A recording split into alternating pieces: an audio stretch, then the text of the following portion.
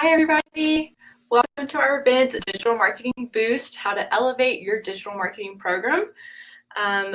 So on your screen should be our agenda. We're going to have an event packed full of value, I really hope, for you all for the next hour 45 or 2 hours.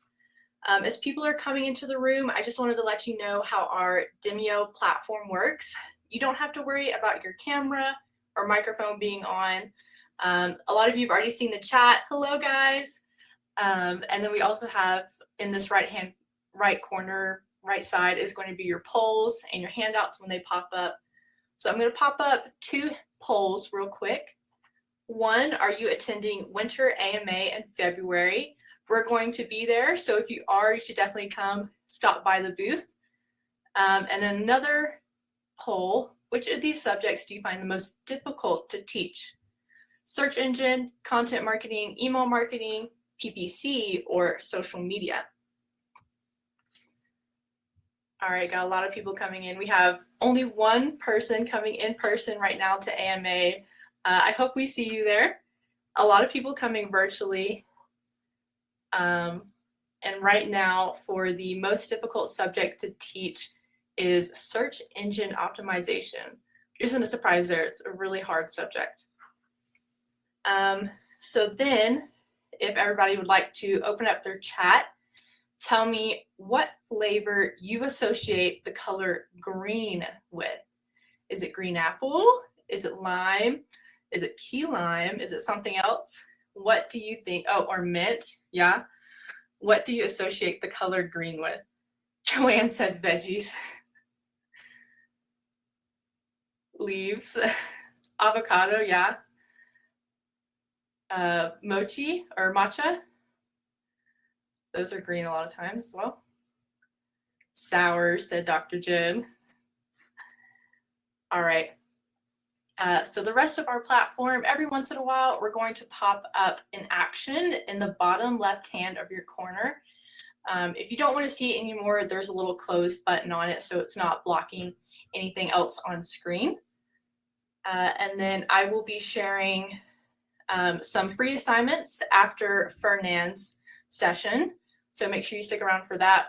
We're also going to be doing our 5 Professor Survival Kit giveaways right after Nathan's session. I also have some of it right here. We got this really cool Yeti low ball in this really nice taupe color. I love it. I picked it out for you guys. So I hope the people who win are really excited about it. We're going to have 5 winners, and it's going to be chosen from people who are attending during Nathan's session. That's where we'll be pulling names from, so make sure you're live during then, and we'll announce names right afterwards. Yes, Stephanie, this event is being recorded right now and will be sent out to everyone who attended or even who registered and couldn't make it. So if you have to hop out sometime, don't worry, I'll be sending those, as well as any resources given out during the event. So we also have, I think that's it for announcements. Yeah, so make sure you're on during Nathan's session in about an hour. So let's look back at these polls. SEO is still the most difficult subject to teach. The least difficult, email marketing. We all use email. I'm sure it's pretty natural. And a lot of people said that they're not attending Winter AMA, and some people haven't heard of it. But hopefully we'll see some people there. And if you're attending virtually, maybe you'll see some of our sessions. If your audio is ever wigging out, you can refresh or leave the room and rejoin, and hopefully it'll fix itself. But definitely put it in the chat and see if anybody else is experiencing it, so I know if something's wrong with my audio. All right, so I want to add a little more to the chat. We have some really great professors on here today, so I'd like to present a chance for everybody to connect. If you want to, share your LinkedIn account URL in the chat.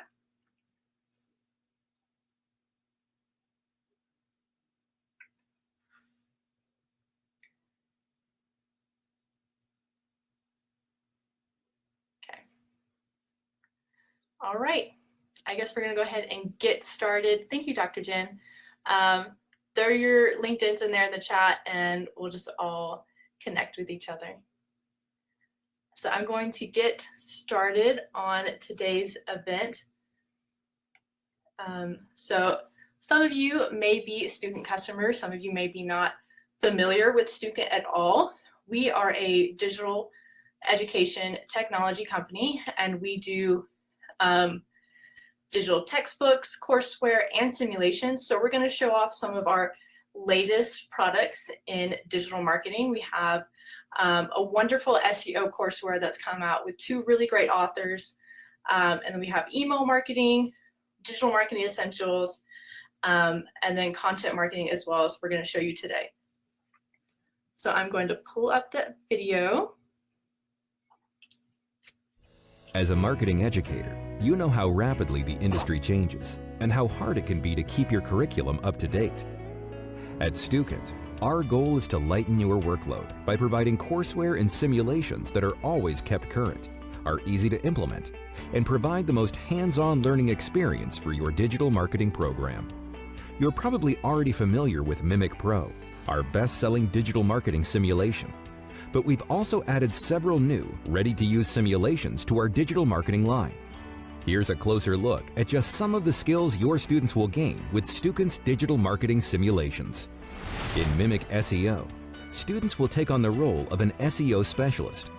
In this role, they will perform keyword research as well as apply on-site and off-site SEO best practices. Mimic Content Marketing allows students to work as marketing managers. In this role, they will experience real-world opportunities to plan and create marketing content for target personas. Mimic Email Marketing places students in the role of email marketing strategists, where they will gain first-hand experience building and optimizing email marketing sequences based on key metrics. And to top it off, we've launched Mimic Pro Beta, which features a dynamic ad builder that now includes display ads, among other additions and improvements. Mimic Pro Beta further builds on the success of Mimic Pro by enhancing students' hands-on experience through an increased ad budget and a revamped landing page builder. And while these simulations are the best way to give students risk-free experience, they're also ideal for educators. Each simulation mimics real-world interactions and tools. Each is simple to implement for in-person or online teaching. Plus, they are 100% auto-graded and deliver individualized feedback, saving you hours of prep time. And each simulation can be paired with an accompanying courseware that further enhances students' comprehension of the learning objectives. Unlike stale textbooks, all Stukent courseware is updated regularly with the latest digital marketing trends and practices, and contains a ton of additional resources, including assignments and projects, lesson plans, and video presentations from industry experts. Request free instructor access to these revolutionary simulations today and see for yourself how Stukent is transforming education.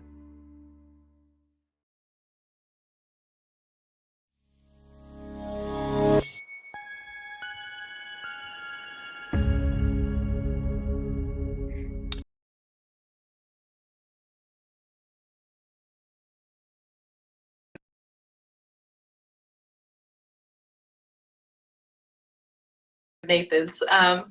But that was all our digital marketing category products that we have.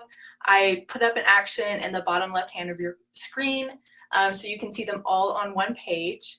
If you're new to Stukent, instructors can request free access to all of our products, and you can get in and look around. So if you go on that page, request access, you'll just answer a few questions, and our team is just going to verify an account that you're an instructor.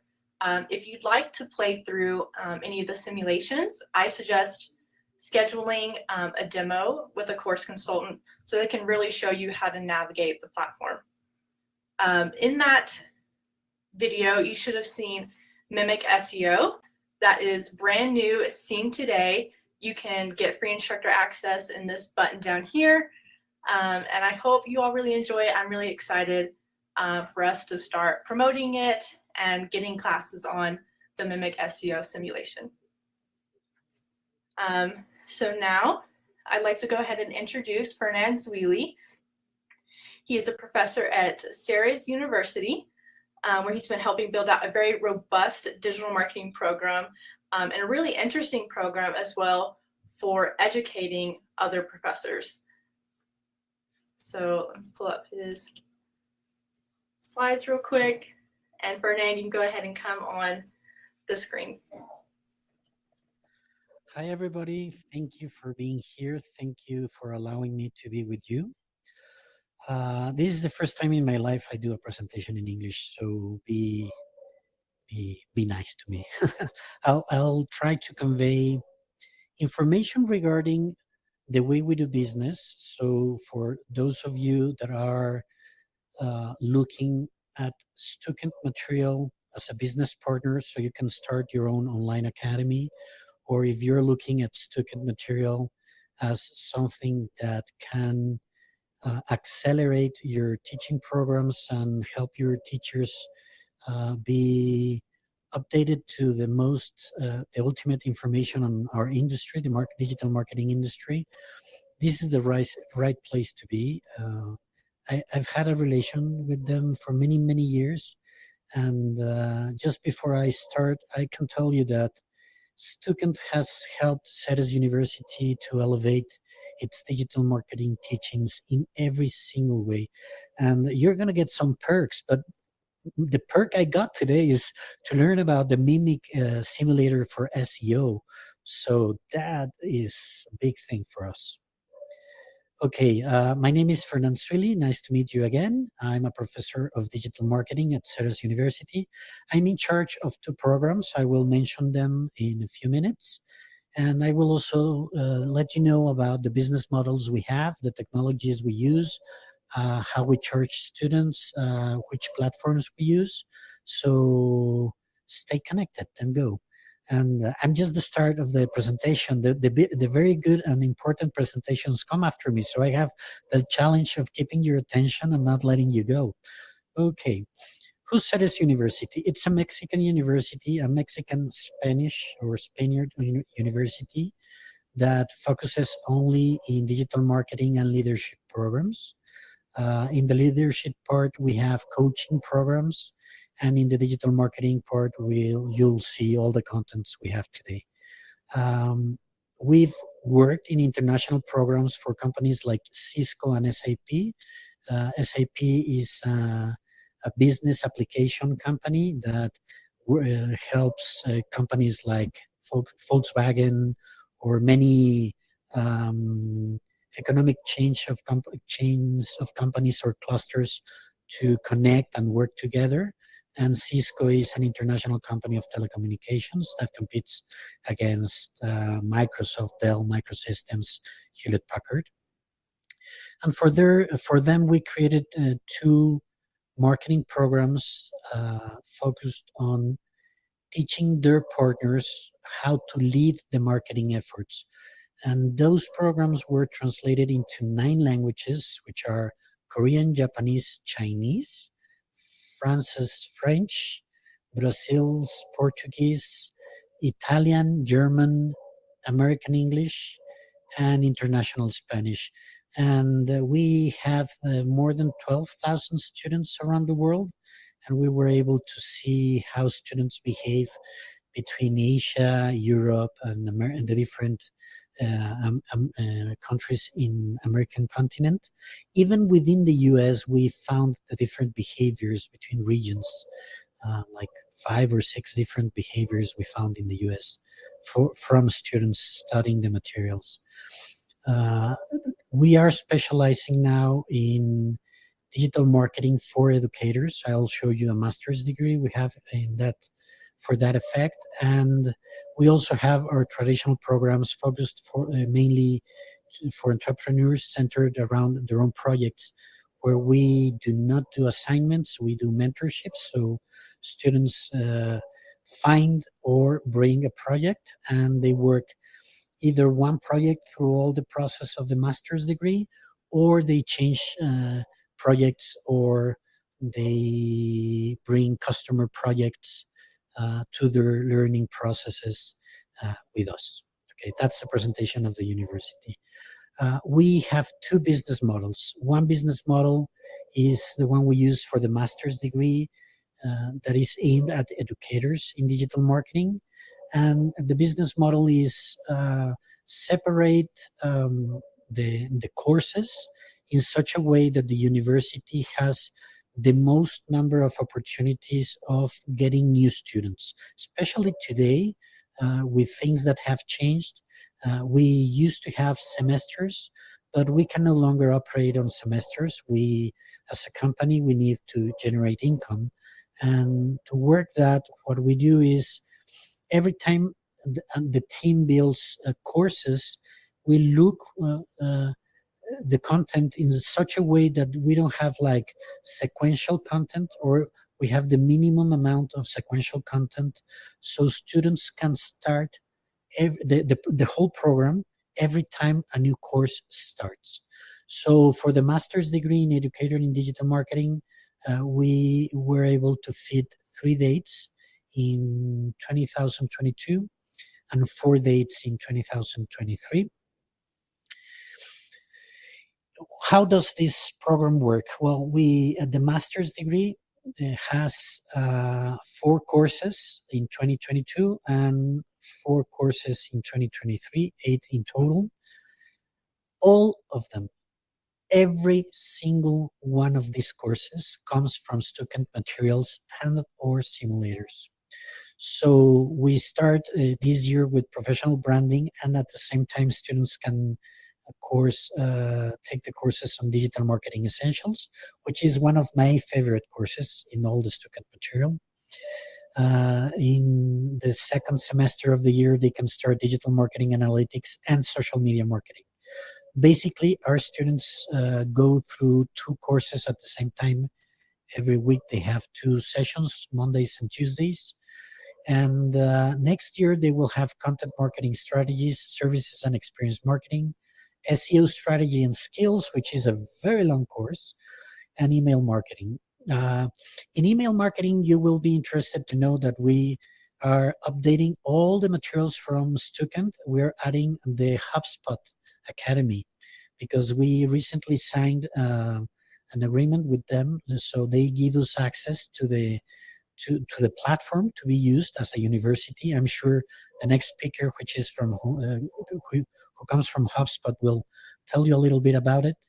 And they also give us access to the use of the platform. So our students of our own email marketing program will be able to learn the inbound marketing strategies from HubSpot's Academy, which we do not sell it apart. It's integrated part of our courses.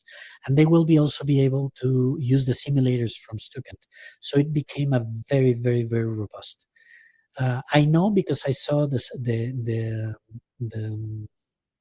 encuestas, I forgot the word in English, that you think SEO strategies and skills is the most difficult course to give.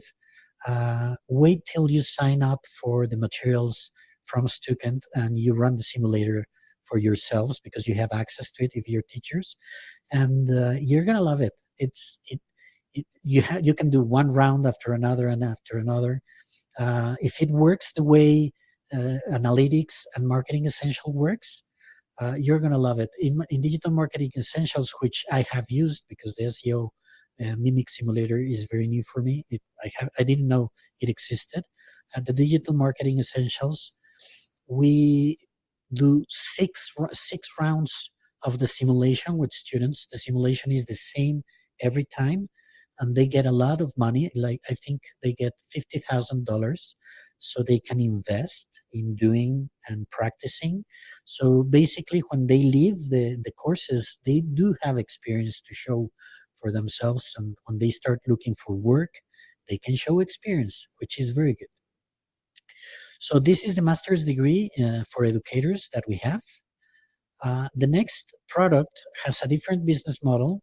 Well, it's the same business model, but courses here last 5 weeks only. So we have 1 course every 5 weeks and only 1 course. Then 1 week they can catch up, and then they start another course. So for a business model point of view, this allows us to start 7 times in a year the digital marketing courses. And in this way, the company owners are very happy. The university owners are very happy because it generates income, constant income. And the teachers are very happy because they can rest like 1 week between courses. What's the content we have here? In this one was created before we knew Stukent, so this one doesn't use the materials, but I wanted to share it with you because this one talks about, this one is the one oriented for entrepreneurs. It talks about campaign fundamentals. Most of the content is aligned around campaign fundamentals. And we are updating it with Marketing 5.0 and growth hacking or hacking growth frameworks in such a way that our students are capable of planning strategies that go beyond just marketing and advertising, that go into the depths of product design, product support, customer experience. I'll show it in a little while with what are the two frameworks.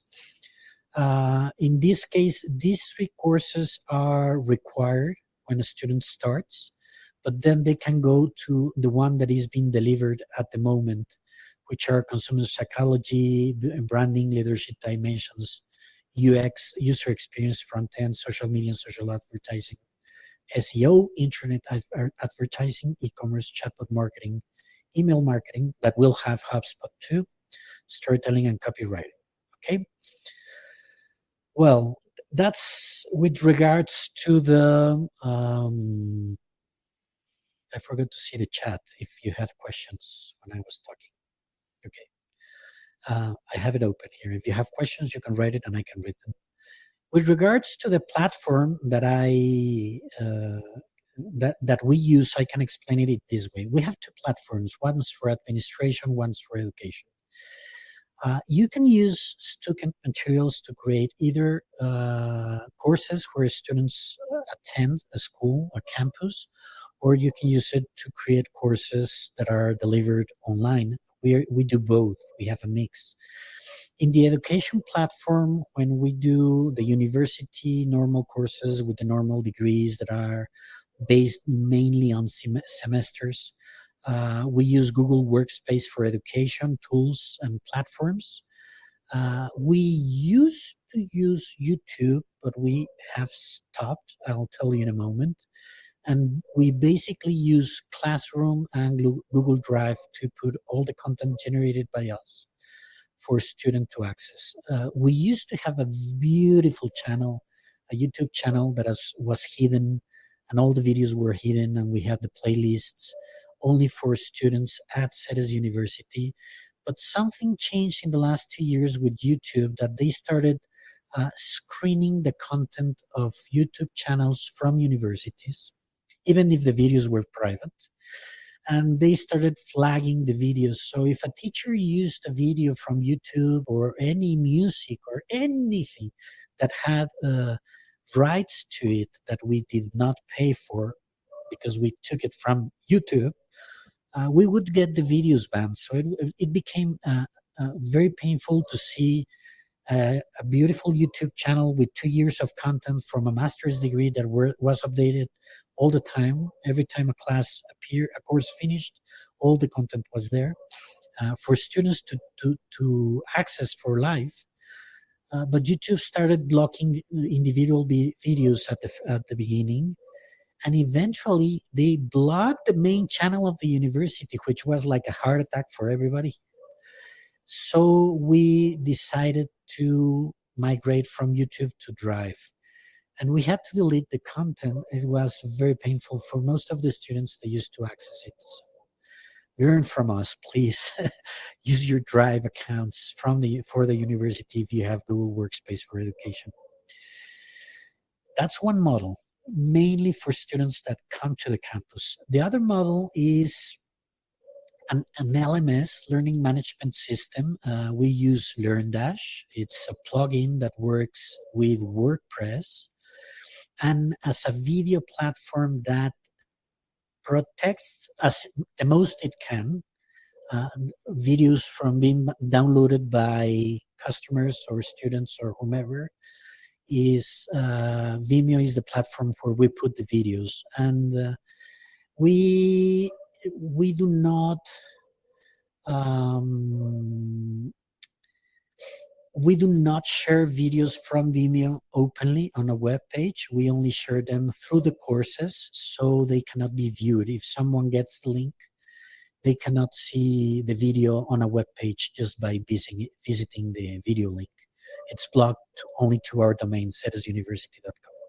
So those are the two platforms we use for education, where we put Stukent's content, okay? Obviously, Stukent has all its platform with content and the simulators, which students have access to also.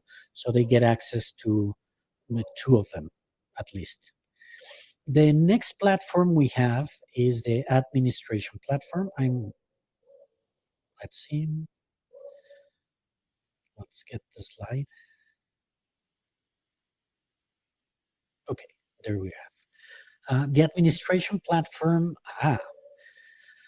we recently connected everything to Hubspot. So Hubspot is helping us understand how are students accessing their courses in the customer side. And it's also helping us a lot understanding where prospects and leads are coming from, which channels, which pages they are visiting, and everything. I think I lost a question, but I will get back to those in the Q&A. Sorry for the challenge. We used to have Stripe as a billing platform every month, not a billing platform, but the way to get money from students. But we sided more with PayPal than Stripe because in Latin America and specifically in Mexico, Stripe is not a partner, it's a vendor, and PayPal is a partner. What's the difference? If a student pays a course and before it starts asks for the money back, PayPal gives back the commission. So the student gets 100% the money paid for the course they don't go through. And Stripe did not do that. Stripe would charge for the transaction and even sometimes charge for the devolution. So it became a vendor and PayPal became a partner. And with them, we have a direct contact so we can do monthly charges for courses. So students can pay monthly fees instead of the lump sum. And that has helped in this economy. The platforms we use for our LMS learning content is WordPress on a Google Cloud server. We started on a shared host at HostGator. Then we migrated to a virtual private server. And when the university grew, we migrated to Google Cloud. So we have a lot of experience there. Should you need any assistance or any help, we are eager to share knowledge with you and to meet with you without any problems. I'll give you our LinkedIn at the end of the presentation. Okay, two things I'd love to share with you.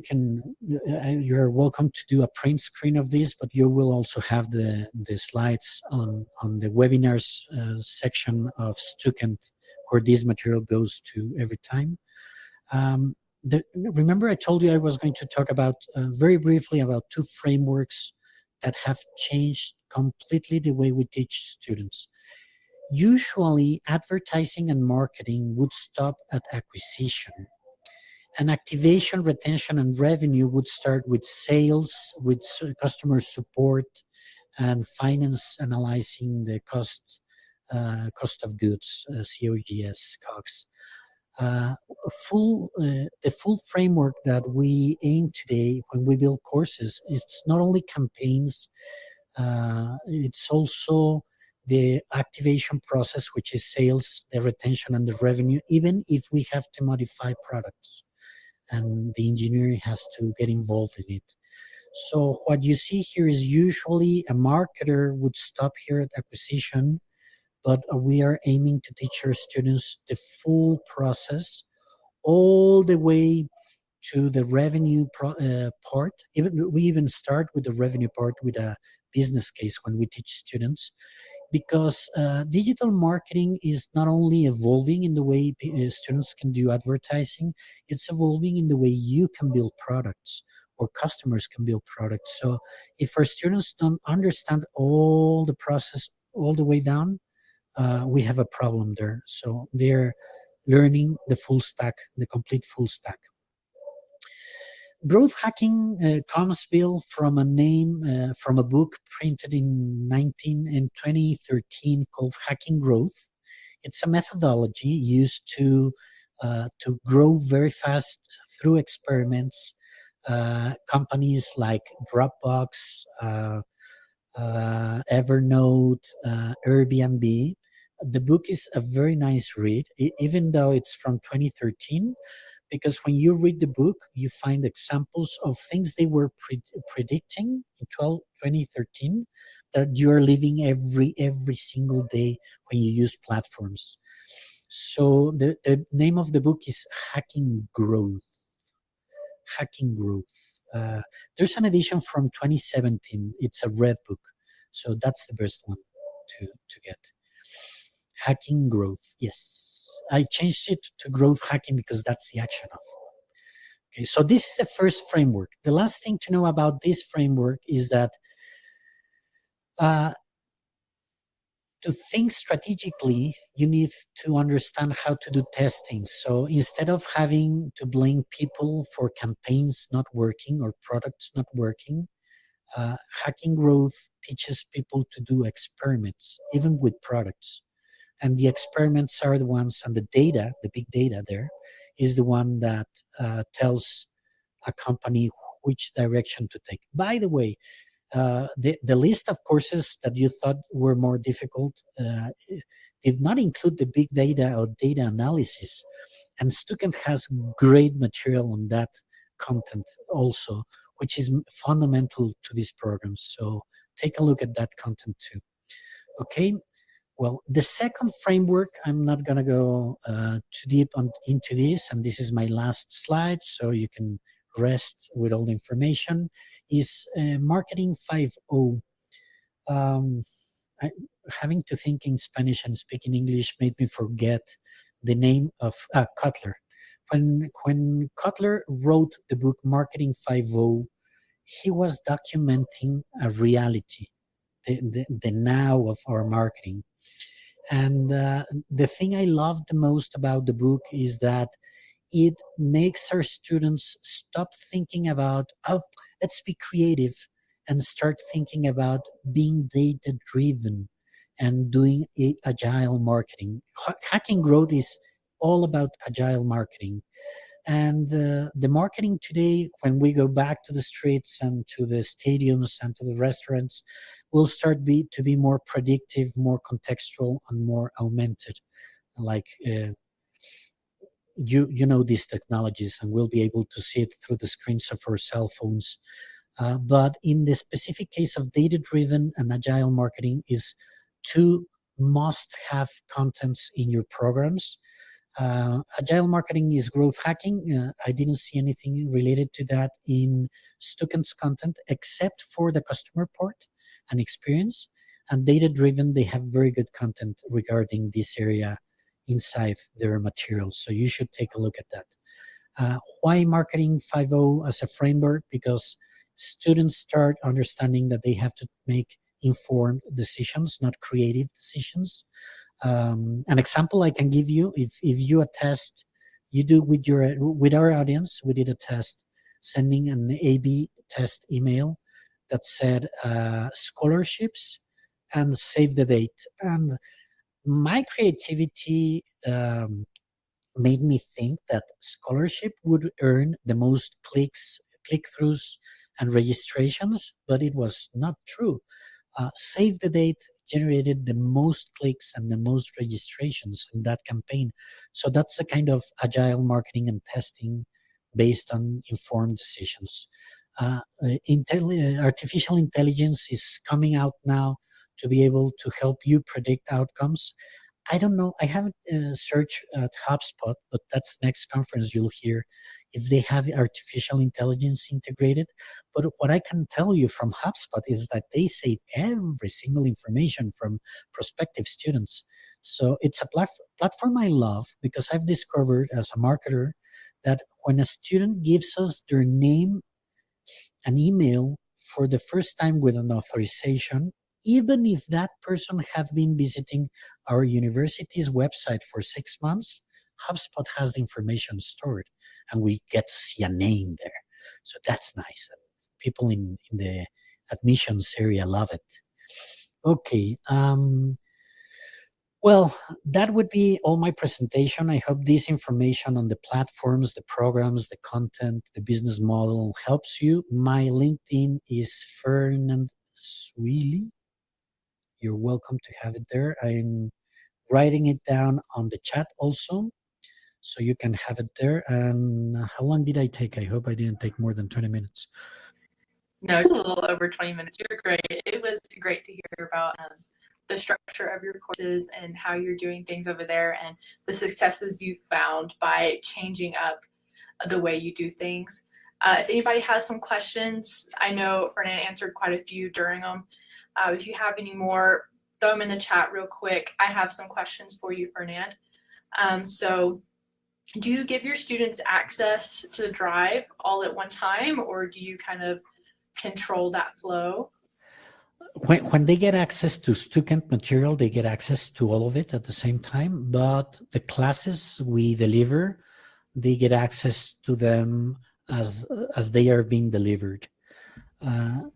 We are not creating courses for self-paced learning. Mm-hmm. So, but you perfectly can with the Stukent material. You can create all the content, put it there, and then have your students access it in a controlled way. Our LMS platform, the LearnDash platform, allows to block content. So it's only open to students either after an action like a quiz or an assignment delivery or a timed opening of the content every week, for example. All right, great. Thank you so much for answering that. So the book, Growth Hacking or Hacking Growth, is that something you make your students read? Yes. The last course we delivered on Hacking Growth took us 5 months of slow and in-depth reading. We asked them to buy it so we can use the full content of the book because it's not from an editorial or a content creation company like Stukent. That's why we love Stukent.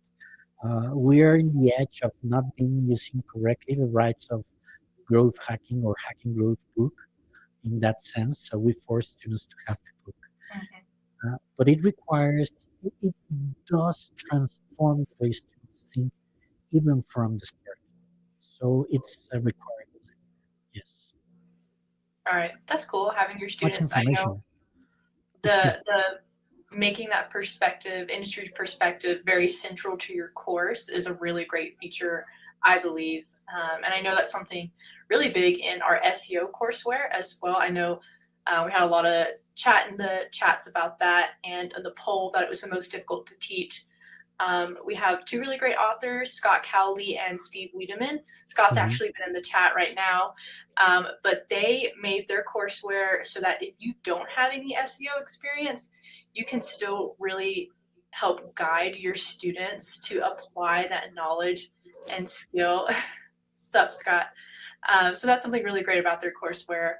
And then the simulation will also be a really big help as well, so students can Yeah. see how to optimize and how certain things on-site and off-site SEO affect their scores and results and things like that. SEO, you said that was one of the most challenging assignments or courses that you can deliver, especially because sometimes SEO takes a long time to hit the drive or I don't know how to accelerate the results for a company.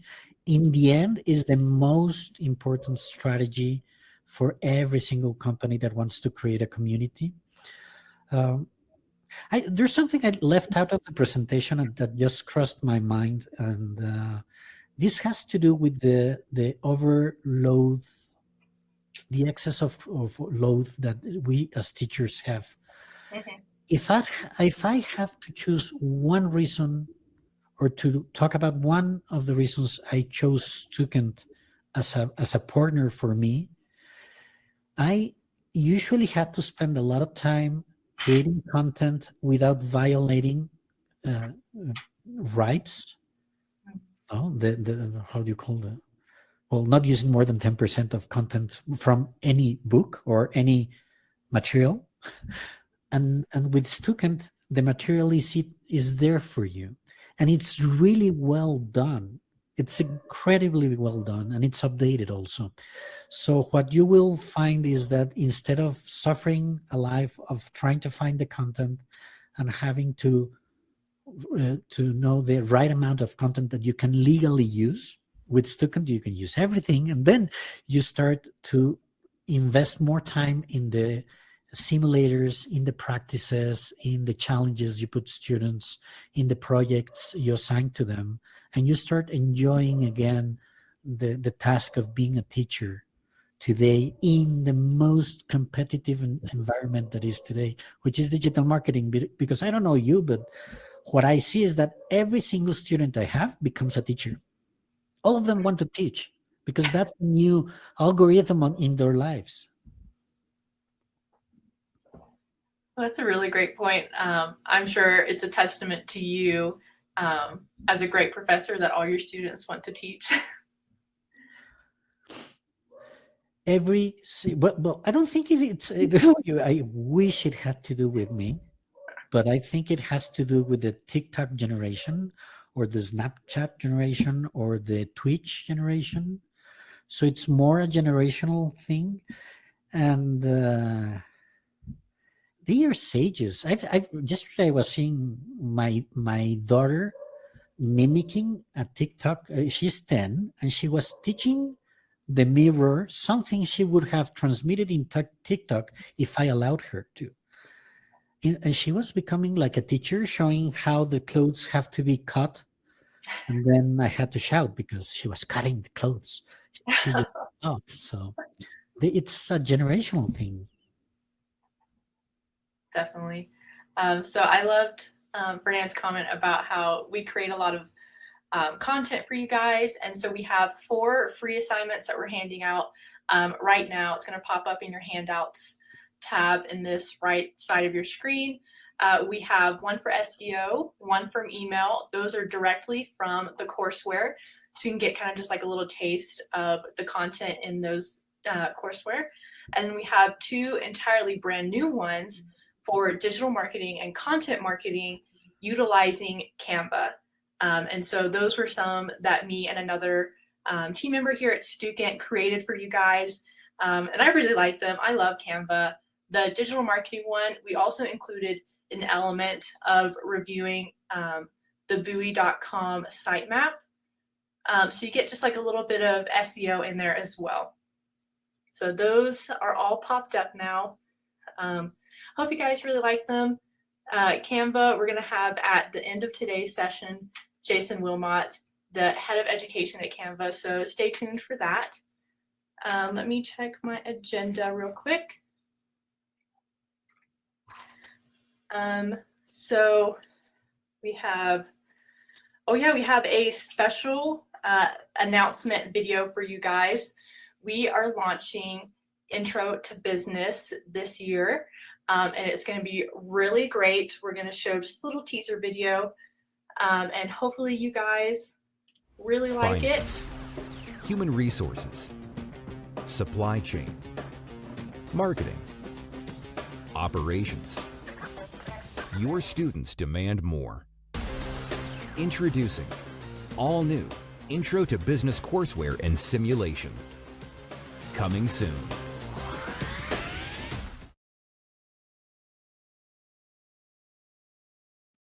All right, so that one's going to be really great. This courseware and simulation are going to give a really holistic view for your students.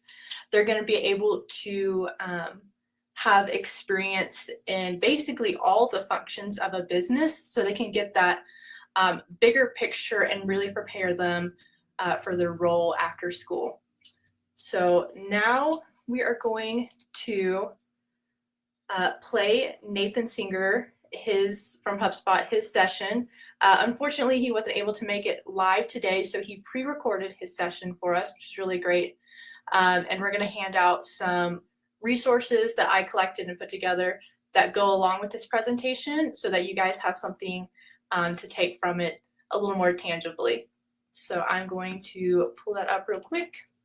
Hi there, my name is Nathan Singer, and I am a senior corporate customer success manager.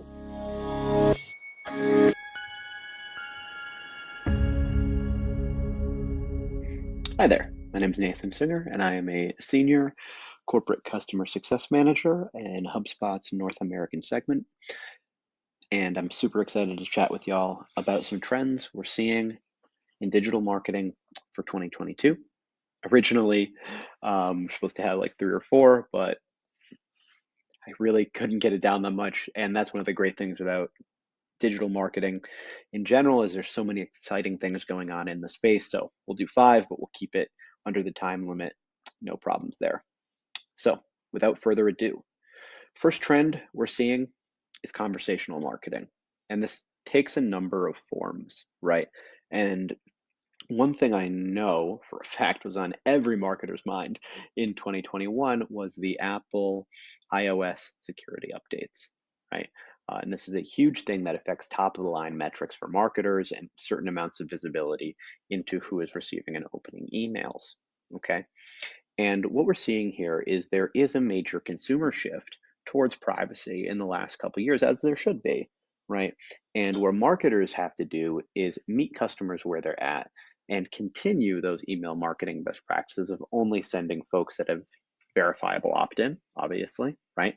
But also making sure your content is very much tailored to the person that is receiving it, right? So the one size fits all email newsletter blast, it's not going to be as relevant anymore.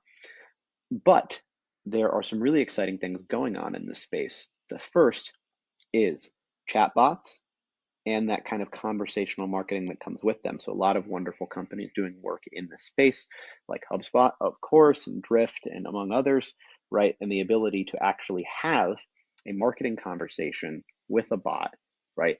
And as AI becomes more advanced and nonlinear in its ability to handle requests, you'll see more and more bots being able to take care of marketing and sales activities on a site itself. And to me, at least, the most exciting trend that we're seeing in conversational marketing is texting.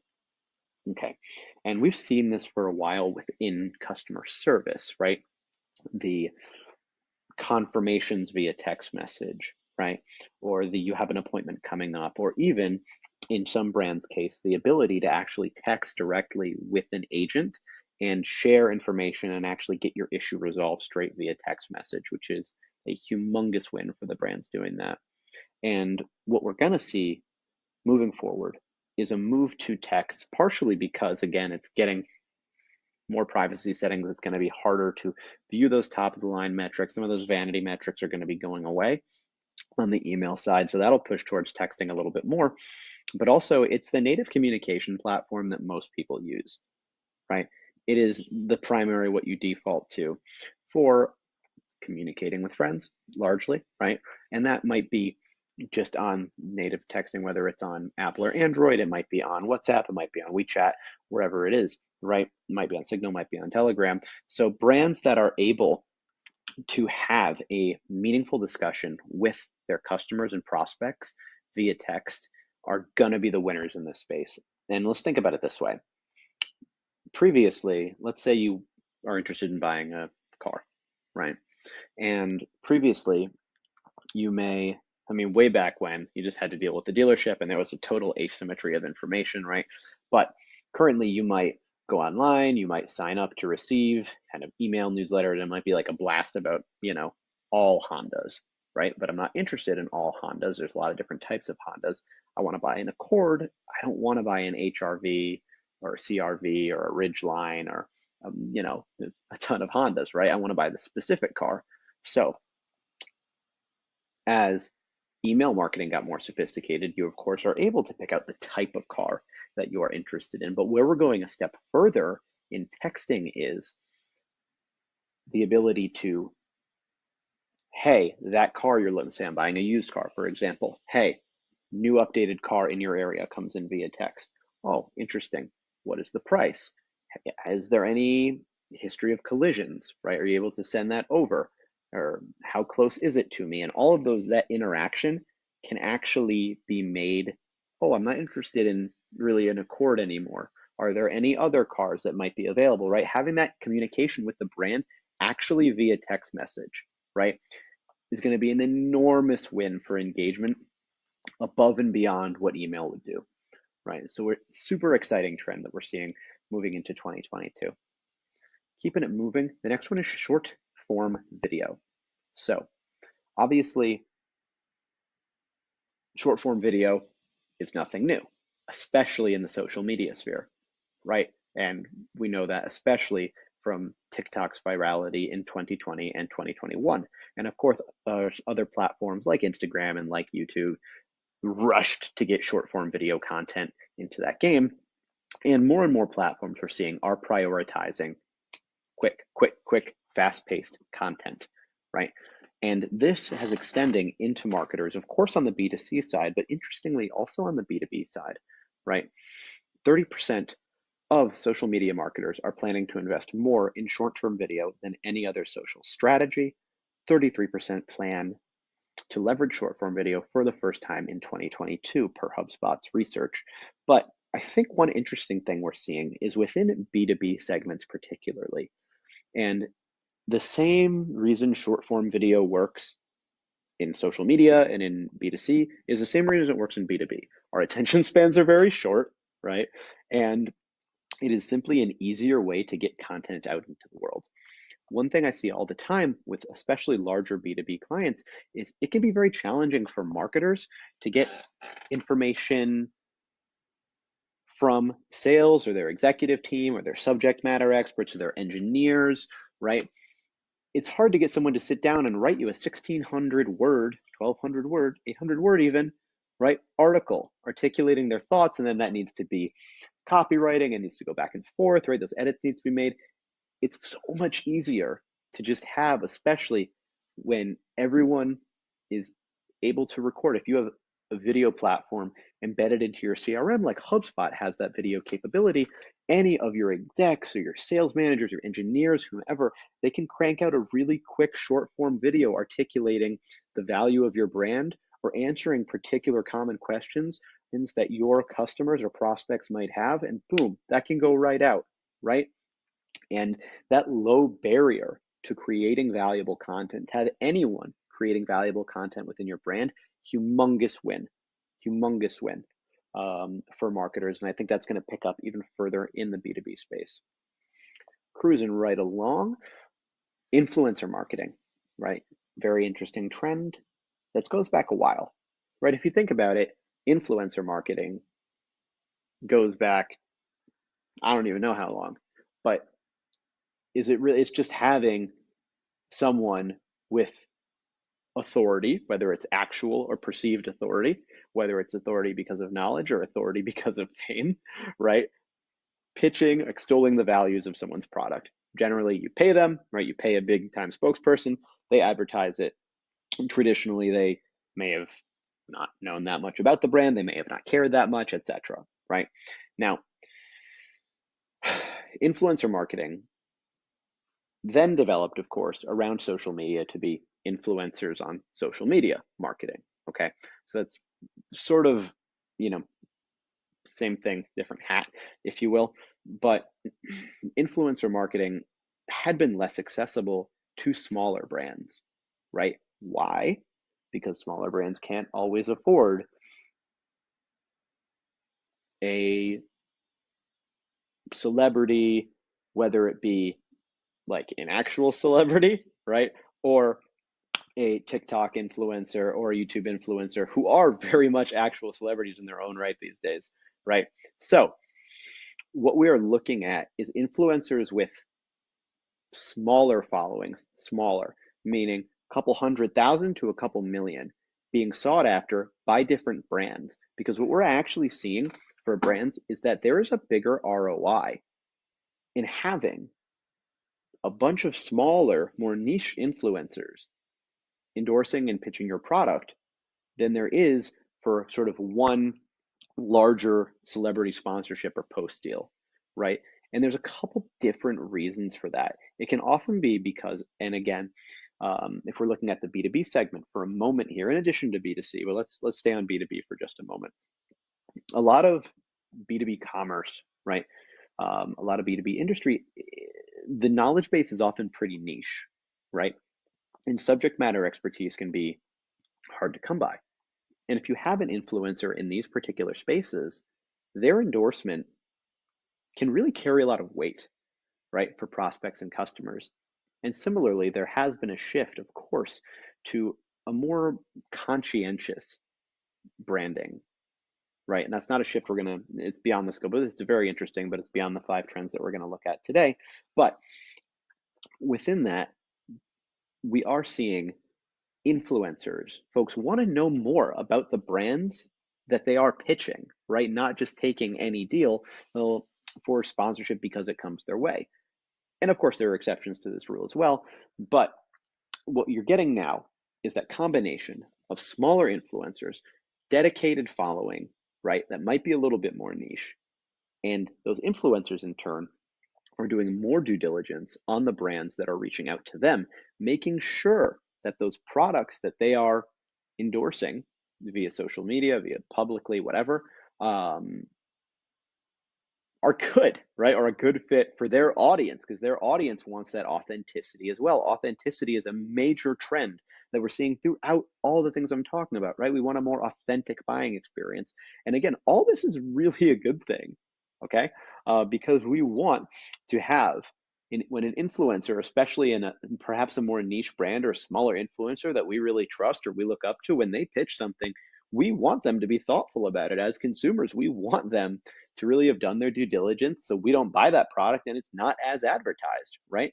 So that more nano influencer or smaller influencer with higher ROI is a trend we've been seeing for a bit, and we're thinking there's going to be a big uptick of this in 2022. Okay, we got 2 more. Only got a couple minutes left, so we'll try to speed through. Okay, number 4, this one's very important. Freemium is the rule. Okay, for brands, freemium is going to be the rule. This is in a way a successor to the inbound marketing concept, and it's not necessarily new. You don't often buy a car without a test drive, okay? Now, all these big trends that we're talking about is we're meeting people where they're at in that buying process, you know? Maybe they've done 0 hours of research, maybe they've done 10 hours of research, and how we should approach that is totally different, right? Or maybe they've already used the product at a previous company or in a previous role, and they're just good to go on it. Okay, so what we can give people is the ability to just try it, okay? As we saw with the rise of inbound marketing, there was previously an information asymmetry where the seller held more information than the buyer or the potential buyer had access to. Of course, with the advent of the internet, that became more flat. There is no more information asymmetry. And this is, again, the natural successor to that. Like I said, you don't know where a prospect might be at when you first discuss with them. That's what the discovery is for, right? But all brands, is becoming more and more table stakes, will be giving folks the ability to just try it out. And it's going to get to the point, we feel this will accelerate in 2022 and beyond, to even folks that give a, free, but we need your credit card, cancel anytime, right? That's going to go away as well. Or free for 2 weeks trial, then it'll get turned off. That's going to go away as well. Brands are going to have a freemium product play in order to add value to those customers, those prospective customers, before the sale. And you are seeing this across the board. Sites like Personal Capital, for example, Spotify, HubSpot, right, has a robust freemium offering in our CRM that you can all go utilize right now for free forever, right? And the idea is you give people the keys, show yourself around, enjoy, add value to your best customers, and then when they see value there is a natural fit for a sell if it is the right match, right? So it makes complete sense, and it is 100% the way this is going to be moving going forward. This is a big one. Touchless payments in B2B commerce. This not only encompasses digital marketing, but it also goes beyond it to all of the other parts: our sales, leadership, customer service, revenue operations, right? As consumers, we can basically buy anything online. Buy a car, deodorant, a globe. See a globe over that, I can just point to anything in my house. You can buy it online, right? But restaurant owners have to order their most basic supplies over the telephone in many cases. Owners of gas stations have to manage their fuel purchases via email and Excel. You can see what I'm getting at here. The touchless, frictionless buying experience that we have come to know in the B2C marketplace has not fully carried over to B2B, but it will. Okay, we're at the dawn of a renaissance in B2B commerce. There's a new generation of founders who are using more technologies and business models to bring the B2B spend entirely online. Okay, and that has only been accelerated during the pandemic when so many legacy industries realized that they can and should process and make touchless payments available. Now, this trend, not even a trend, this progression is so robust and multifaceted that it could go in a number of different directions. But for digital marketing at the moment, it's getting a handle on what are the touchless purchasing trends in my industry, especially if I'm within B2B, and how do I make sure my organization is at the vanguard of that, and how do I get that education on that payment methodology out to the public, to our best customers. Okay, about 2 minutes overtime. I hope that's all right. Hey, thank y'all so much for having me. If you want to connect, please feel free, drop me an email, connect on LinkedIn, shoot me a message. Again, thanks so much and have a wonderful day.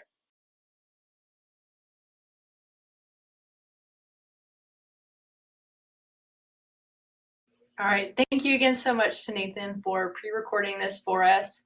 I know a lot of his examples were more B2B focused. And when I was in school, I remember a lot of the examples in class being B2C or even D2C.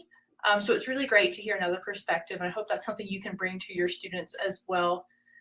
We had some questions in the chat about QR codes. And I really believe that QR codes is still going to be really prevalent in 2022.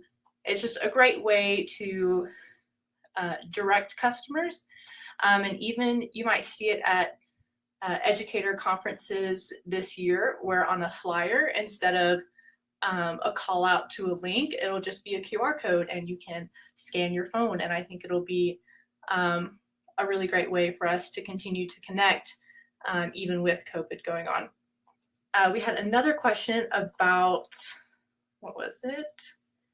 AR, VR, and the metaverse. So I actually attended a virtual webinar last year that was in sort of a metaverse kind of program, and it was an island, and you could walk around, you had a character, you could talk. It was really interesting. So I'll be interested to see if a lot more people start doing webinars and events like that. So hopefully these are some really great trends that you can bring to your class, and you can maybe make discussions or assignments off of them. I know my head's already spinning about what kind of assignments I can make based off these trends. We did have a poll pop up about which of these marketing trends do you want to understand better. So if you just want to throw that in there, and maybe we'll come out with some content on some of them as well. All right, so we're going to announce our 5 giveaway winners. And so we have this t-shirt that says it's on the syllabus, and I'm not an instructor, But even when I was a student, I had other students asking me questions, and I was literally like, dude, it's on the syllabus, page 1. So I love these shirts. I think they're so funny. And then we had the Yetis and the Amazon gift cards and Starbucks gift cards and some Post-it notes and camera covers sending out to you guys. So we will post the names in the chat real quick. Laura, Elena, Aditi, Michelle, and Jiwoo. Congratulations. If you want to email me, but I will contact you guys, get a shirt size and your address, and make sure you guys get these giveaways. Okay, I think we had another question in here real quick. Access to online books from Stukent. How can we continue to access the books? I'm not quite sure what you're asking, Priscilla, but you can, if you don't already have an account, you can sign up and our team will verify it, and you can just access any of the books from there. All right, love the conversations we're having in the chat about the trends, but we're going to move on to our last speaker, Jason. He is the head of education at Canva. If you'd like to go ahead and come on stage, Jason.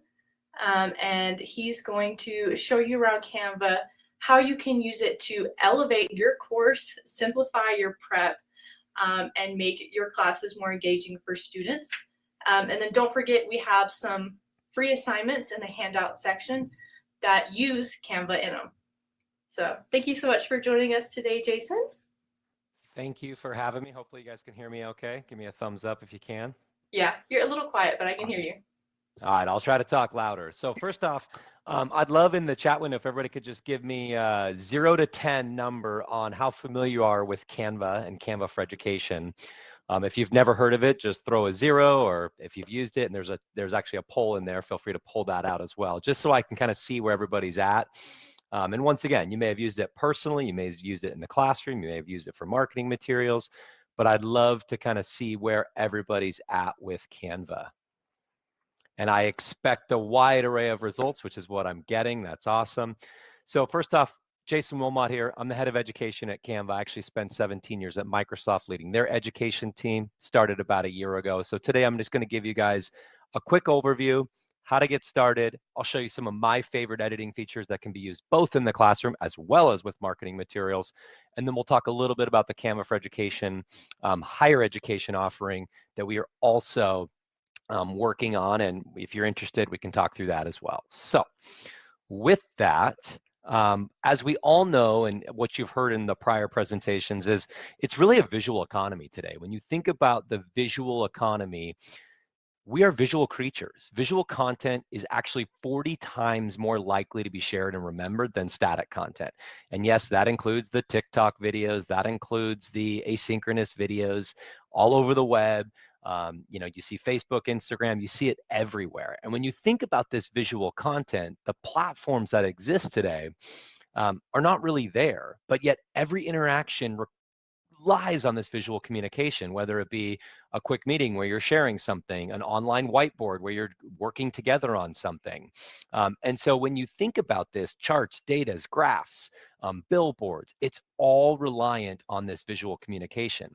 And visual content creation is actually everybody's job. I know this is about marketing, but when you think about who really relies on visual communication, it's teachers, it's students, it's designers, it's agency owners, social media, executives, nonprofits.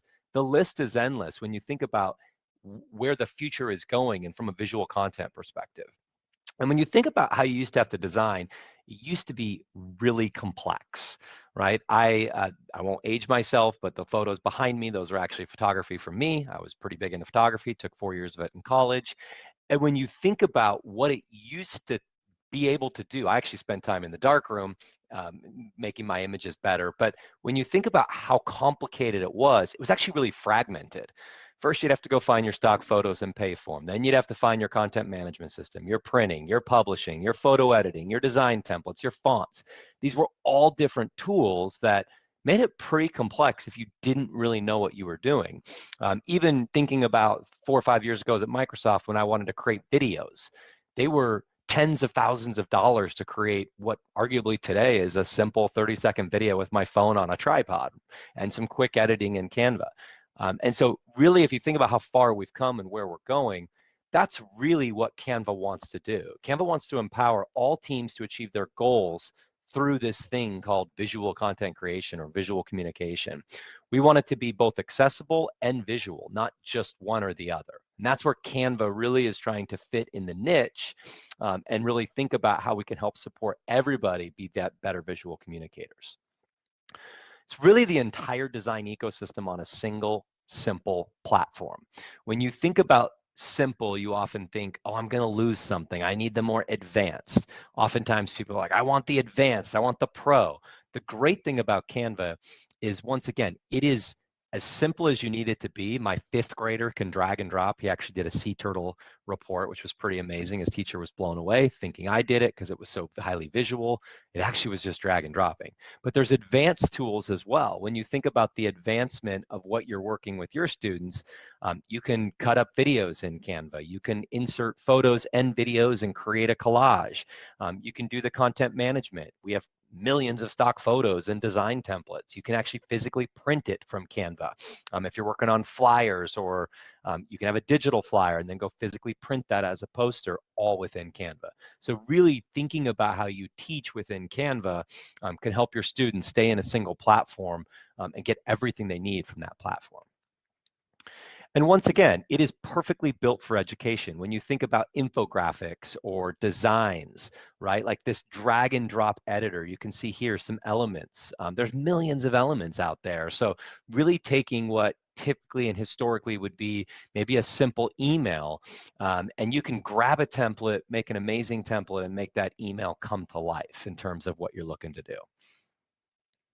You have access, like I said, to millions of photos, videos, audios, graphics. You can see here, this is a video of an institution that is a stock video. So once again, you don't need to go find, you know, and I heard that one of the first speakers was talking about videos that you don't have license rights to, right? Canva has all the license rights to all the videos and photos within it. And it really allows you to create, once again, something that you can actually go do, right? And whether that be a marketing video, whether it be a marketing flyer, you can actually create that from a visual communication perspective. And yet, once again, it's powerful. You can create it, you can edit it, you can grab a template. I can see some of the stuff. I'm trying to kind of monitor the chat as well, and I will answer those at the end. But you can see, you know, really those templates, right? Like you can do an activity about a famous person, or what, you know, I am actually a mentor for University of Washington's MBA program, where I meet with students on a quarterly basis. I saw a marketing student create a Peloton, a marketing brief in her class. She used Canva for the whole thing. It had video, it had photo, it had elements, it had different fonts. Amazing job she did. And once again, she was, you know, really focused on the ease of use and being able to quickly take her thoughts and put it to life and be able to visually communicate. And you know, Canva is really designed to make everyone look like a pro. That's what's so cool about it. You can focus on the marketing tactics, not the design elements. You don't need an agency or a designer to create most of the stuff you want, right? You can actually create that yourself and then focus on the marketing tactics that were discussed earlier in the presentation as well. So now, if you said you were a zero and you've never heard of Canva, right? Go there, sign up. It's free. It's amazing, right? We have a free tool that can be used that is absolutely amazing. So what I would say is, if you did put a zero, feel free to listen to my voice, but break away to a computer, go sign up now, canva.com. And all you've got to do, once again, to get started is just pick out the design you want, right? Whether you're going to do an Instagram post or a poster or a logo, I've seen logo in here, or a flyer, or if you just want to play with Canva a little bit, it really just go there to canva.com, sign up now, because once again, one of the things that I would show you guys is kind of my favorite features. So these are kind of my favorite editing features for Canva for Education that can be used, once again, both with your students in the classroom. We actually have learning management system integration. So I know Canvas is a pretty big learning management system in higher education. We have a full integration. So if you're creating an assignment for your students to complete, you can actually do the assignment, submit it in Canvas to be completed in Canva. Yes, that's a play on words. And your students can complete it in Canva and submit it back to you in Canvas for grading as well. We also have D2L, Schoology, Blackboard, Moodle. We've got all the big LMSs in there as well. So here's a couple of my favorite Canva features in terms of editing. How many of you guys have a static PDF that has been sitting around for a while that you want to edit, but you're like, I don't really want to pay Adobe. I don't really know how to edit this PDF. I'll maybe import it into Word and that'll look okay because I can change some words. You can import a PDF and we actually convert it into an editable design. We don't just convert the text, we can convert the images, the fonts, and once again, you can actually import it. Then you get to recreate the PDF that's probably been living in your files for 3 to 4 years. Maybe it's a student assignment you want them to do, but you want to add a few elements or add some imagery or just update the PDF. It allows you to do that. And that's a pretty cool feature that was launched in the last few months. The second one, digital stickers are a really perfect way to give students quick feedback, right? So once again, you can quickly write, hey, great job on this, but also add a quick sticker.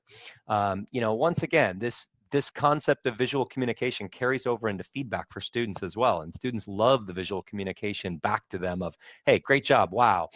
Yes, you can write text there as well, but you can add a quick sticker saying this was awesome, amazing work, well done, etc. And yes, it does matter to your students seeing those digital stickers, and that's what they're used to. So I think once again, and taking from that consumer play, they're used to that visual feedback. The next one is this More tab, and this is something I always tell people, always click the 3 dots in any ed tech or any platform to find out what's awesome there.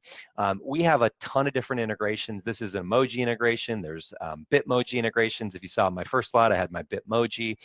There's Hubspot, there's tons, there's Google Maps, there's YouTube integrations, Instagram integrations. So once again, if you want to bring content in, these providers, these other consumer providers have worked with us to kind of enable their applications in Canva. And this is obviously a very basic and simple one, but you can see Google Maps, you can integrate a map, you can integrate a YouTube video, a lot of really cool integrations when you hit that More tab. That's fun to take a look at that most people don't know exist.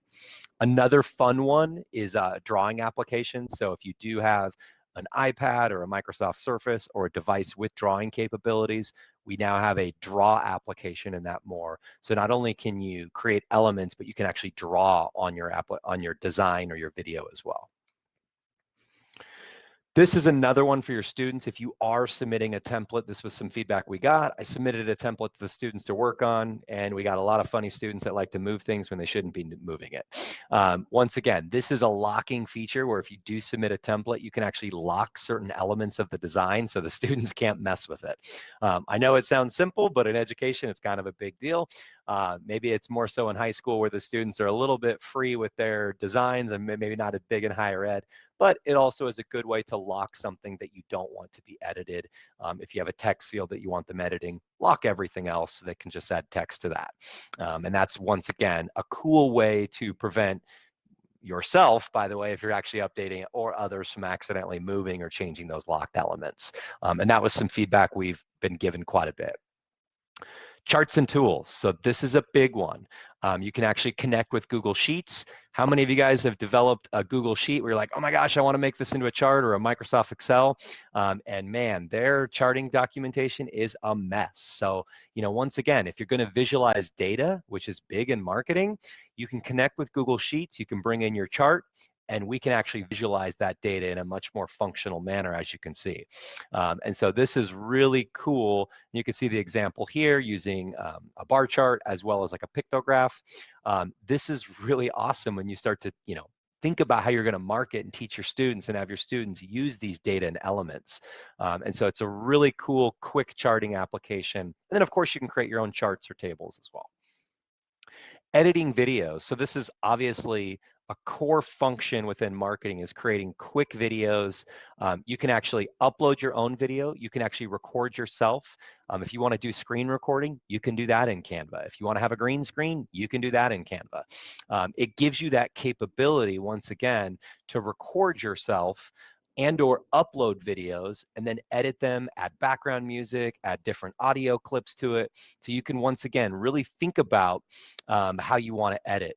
And these are all free Canva features because I just saw come in. I have not shown you anything that is a paid feature yet.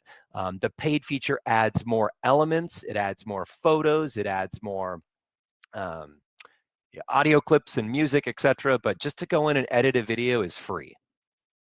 And I will obviously tell you if I do show you a pro feature, that way I'm not misleading you in any way, shape, or form, but our free product is very robust.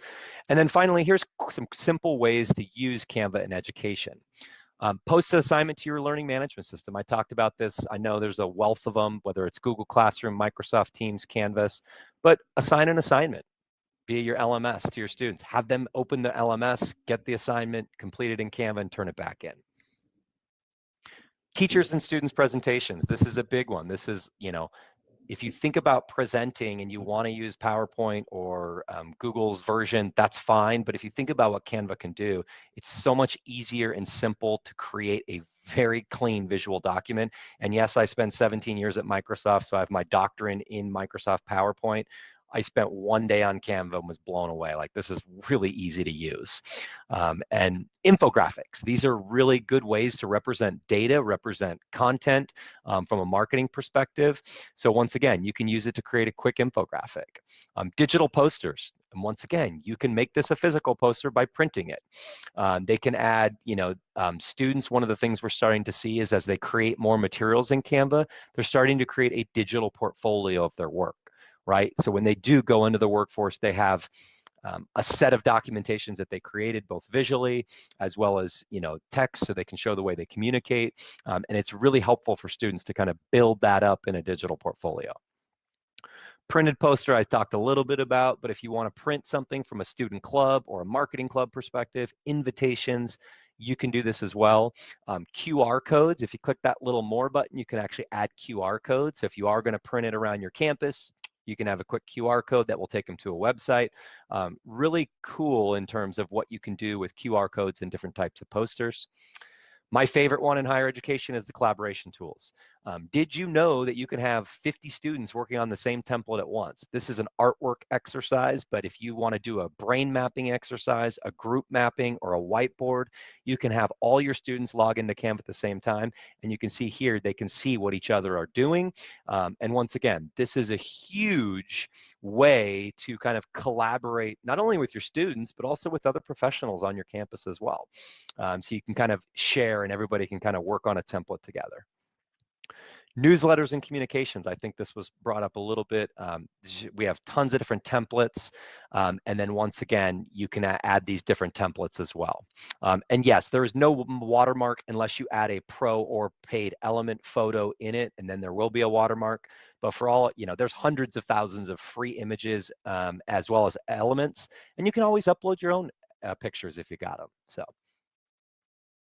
Comic strip, storybooks, and digital and magazines. These are kind of fun, but if you do want to, once again, communicate in a slightly different manner, these are pretty fun in terms of marketing and creating a storybook of any type. All right, I think I tried to stay within my time limits. I know I only had 15 minutes, but hopefully you guys learned something new today about Canva. Hopefully you can use it. If you are interested, I think you guys have asked for my email address. If you want to set up your campus, we have some great ideas. We're working on a full-fledged higher education program that hopefully will be launched this year. But if you're interested, email me at jwilmot@canva.com. I will take care of you. We'll get your students set up. We'll figure out a method. I really want to make sure that Canva comes to life, but it's all free. Everything I showed you today is free, obviously, other than the premium elements, which I may have used in my presentation. So don't quote me on the elements or photos I use, but the feature set you guys can use for free. Thank you so much for your time. This was really great, Jason. Thank you so much. I know I learned a lot. I've been using Canva for like a year now. I didn't use it in school, but I feel like that would have been a really great way to collaborate on group presentations. I wish I had known about that, so I could have made them look a little prettier than Google Slides. But I think we had another question come in.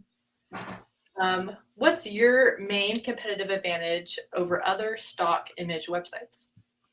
Yeah, so we do have the largest inventory of stock photos out of anybody, but I don't actually think that's our competitive advantage. I think our competitive advantage over other stock websites is that you can actually bring the photo in and quickly, add text to it, add an element to it. So you really get to, make that stock image your own. If you're just looking for stock imagery, that's fine. There's no issues. We still have the largest stock library in the world.